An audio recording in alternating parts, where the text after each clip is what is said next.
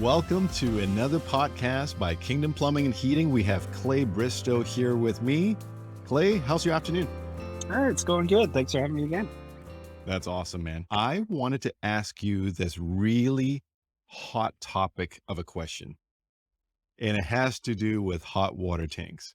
So how long does a hot water tank last? I get that question a lot. It does vary and depend. I mean, your hot water tank really can last anywhere between, I've seen hot water tanks go at 6 years.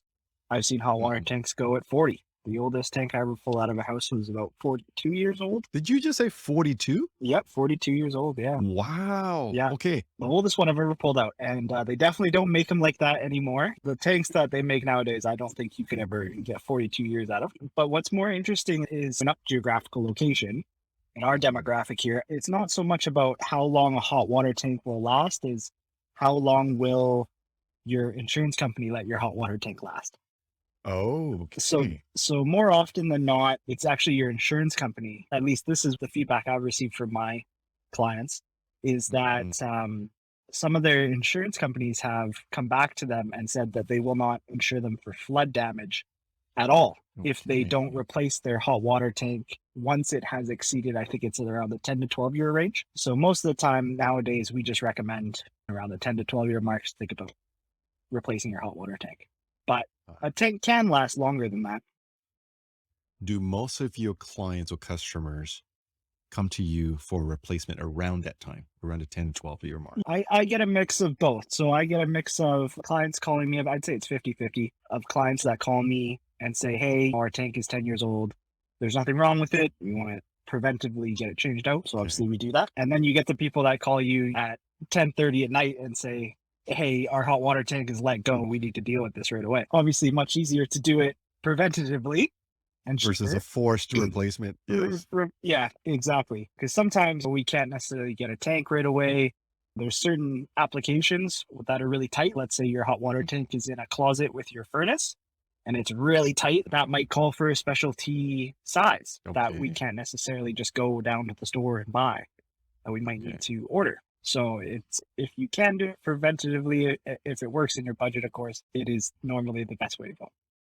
So you were speaking just a moment ago about the tanks busting and calling an emergency call. We need some help. Does it start with a leak around the tank and then it gets into a bigger flow later? Yeah. Tank leaks come in all shapes and sizes. Normally, it'll start out as maybe it just cracks the inner tank, because there's an outer tank and there's the inner tank. So when you go over to your hot water tank and you touch it, you're not touching the inner tank, you're touching the outer tank, right? Okay. If you were to cut open that little bit of metal, what you'd see is some insulation. And then if you push back the insulation, you'd see the inner tank is actually what's holding the water. That's where the water is. And so what happens is that's welded metal, and it might rust, or the water might find a way to get out of the inner tank somewhere, and then it'll start leaking, but you might not notice it right away. If your tank is on a pan, we call it pan drain. So it's basically just a piece of metal that it's underneath. Is that usually the circular pan that's at the bottom? Yeah, exactly. And so that's normally hooked up to a drain, or at least it should be. And if it's leaking and you have a pan, it might just be going into that drain. You might not even notice it. You might not even notice that you have a leak. A lot of my clients who notice they have a leak, it's because all of a sudden they don't have any hot water. And that's because the leak's gotten pretty bad by that point. That means the water is passing through the tank so fast that it doesn't have any time to heat up. Because for the water to heat up, it has to stay in the tank for a little bit of time, right? That's why if you took an hour-long shower or 2-hour-long shower and you drained your whole tank, all of a sudden you'd have no hot water. You'd run out. You'd have cold water.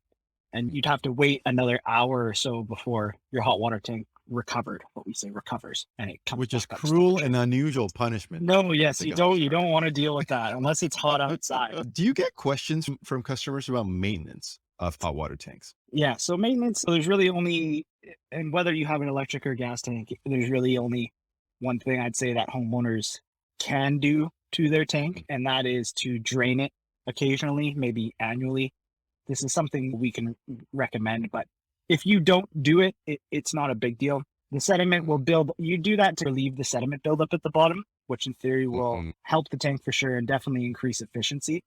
And so you just want to make sure that you have it done by a professional. Or if you want to try to do it yourself, make sure that you're learning the correct steps on how to do that to safely shut off your tank, whether it be electric or gas, so that when you're draining it, you're not causing any distress to the tank. Okay. I do know that next week's episode will cover more about hot water tank types, the variety of hot water tanks. Yep. Today, we're going to cover just general, some maintenance. In wrapping up today's episode, Clay, any final words to our viewers about hot water tank general topics? I'd say don't be afraid of the hot water tank. I get some clients who it starts to leak, you're really stressed out about it. Know that the tank, as long as it's been installed correctly, if it's on a pan, even if it begins to leak or anything like that, it's old, you're worried about it, definitely find its shut off, which should be just above the tank. Trace the cold water line back until you find a shut off. And if you are having concerns about it, of course, you can always shut that water up there and call us, call a professional. We'll come down and help you out. That's great. Clay, thank you, viewers, for watching our podcast today. And stay tuned for next week's episode as we talk about hot water tank types of hot water tanks. Until next week, this is Clay and I signing off of today's Kingdom Plumbing and Heating podcast.